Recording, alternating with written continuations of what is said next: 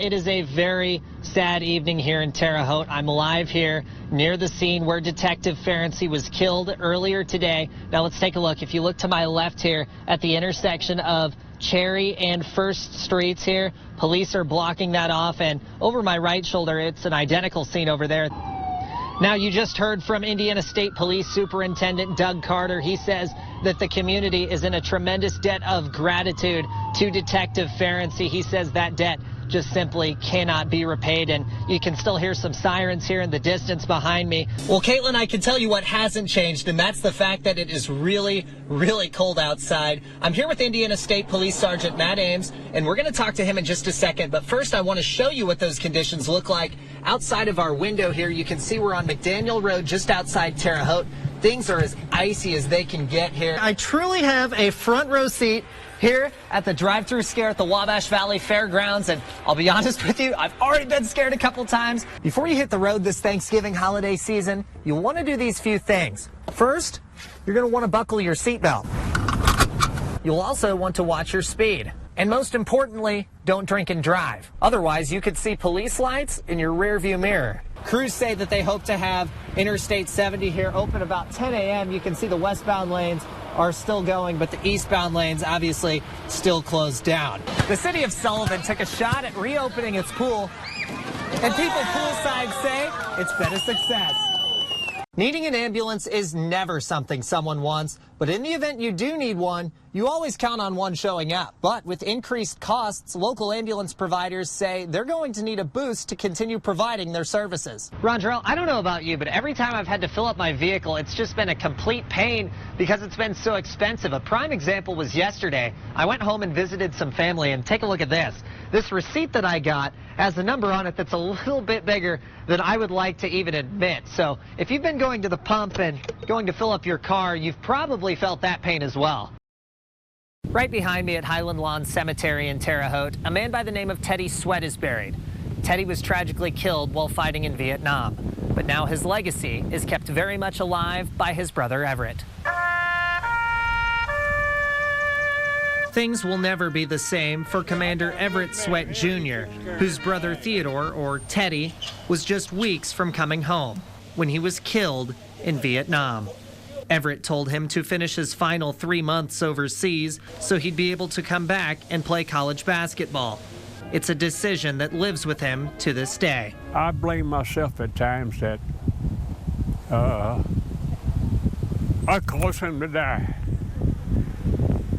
because I told him to stay. So, I cry sometimes. Many other veterans feel similar pain. VFW Quartermaster Daryl Knight lost his wife's son in Iraq. He and Sweat always have their loved ones in their hearts. Everything that I do is with him in mind.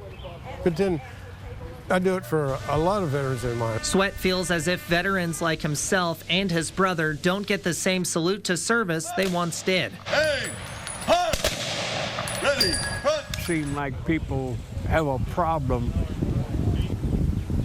with the veterans. You know, veterans have it hard. But even in the hardest of times and the biggest of heartaches, Sweat says after all his family has been through, he's able to take days like Memorial Day to reflect. Memorial Day is special, should be special for every American citizen in the United States of America. It should be special for them. Sweat says the best thing you can do on Memorial Day is honor those who have fallen in battle. Reporting in Terre Haute, Blake Dollier, News 10. Protests went on for several hours inside the doors of the Indiana State House as lawmakers met for the first day of the special session, and thousands of people gathered to protest for and against a possible abortion ban. State lawmakers say the State House is never this packed. The first day of the special session had Wabash Valley Republican Bruce Borders and Democrat Tanya Paff focusing on different issues. Borders is narrowing in on abortion. He says he's had conversations with protesters on each side, but feels a vote for a bill that would ban most abortions is a top priority. We're literally talking about, a once-in-a-lifetime opportunity to vote to save the lives of the most innocent of our citizens, and those are the unborn children. Representative Tanya Paff, the only Democrat representing the Wabash Valley, did not want to comment on abortion. But in the past, she's expressed concerns with the transparency of the bill. She says she will be focusing on other issues like helping Hoosiers' wallets. I would like some relief for Hoosiers. So be it an automatic tax relief, absolutely. Give money back because you know what? It's your money. Although Paff did not want to comment on abortion, she's encouraging protesters to let their voices be heard. She says whatever you care about the most, you should speak up about. This is the People's State House. Come, give your opinion. As you can hear in the background, there's people for, against, in the middle. Borders says while people speak up, he's interested in having positive conversations with those he disagrees with. He said he's also hoping to open people's minds to a different opinion.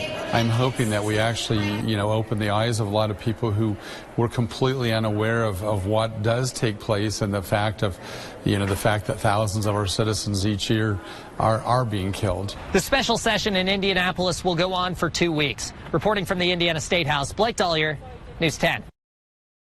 State police and county sheriffs are asking you to slow down and pay attention to a new speed limit at the intersection of State Road 63 and State Road 234. They're hoping this measure can help prevent an accident like the one that killed a North Vermilion High School student in May.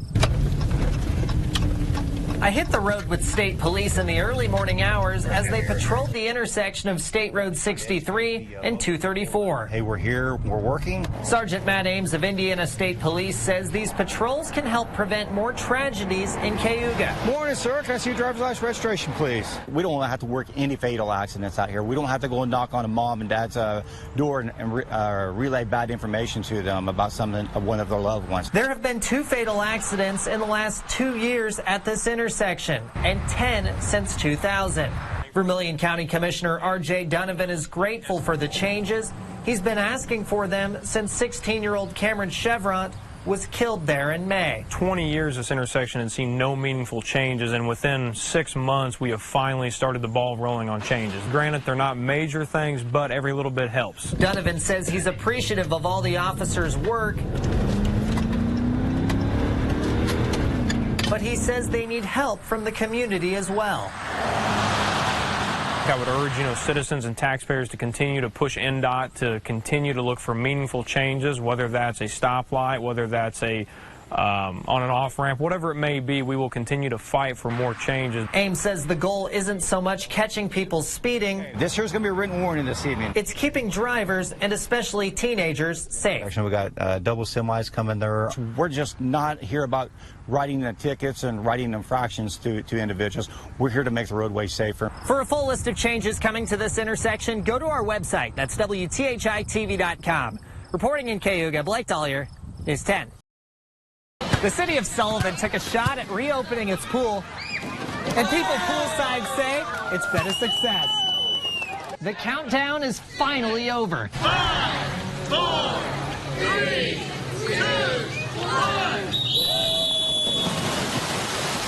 Sullivan Pool wasted no more time and dove straight into a soft reopening. From kids in the area making the first splash of the summer to Mayor Clint Lamb popping up, Sullivan swimmers say the new pool is a joy to see. Quite frankly, the goosebumps right now aren't coming from the heat or the water. It's coming from my heart, and this is amazing. I'm on the brink of tears, to be quite honest with you. Not everyone thought a pool would come to Sullivan by the end of the summer, or at all.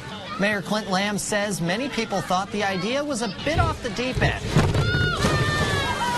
And he's flipping out with excitement. Whoa! Oh my gosh, words can't express what's going on here today. This was a long time coming, and quite frankly, this is an initiative and a program that many did not actually expect to happen.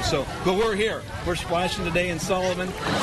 People that grew up in the area, like the pool's head lifeguard, Ellie Hamilton, says the Sullivan Pool 2.0 is an even bigger splash than expected. This is kind of like unrecognizable from the old pool. It's amazing. It's like a resort.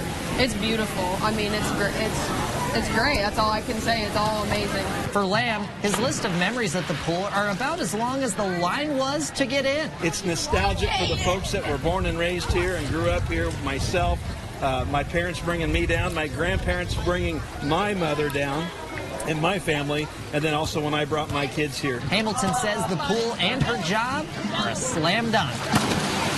If you don't like the sun, you got your own area to be shady, but I personally love being out in the sun and being outside. It's great. It couldn't be a better job.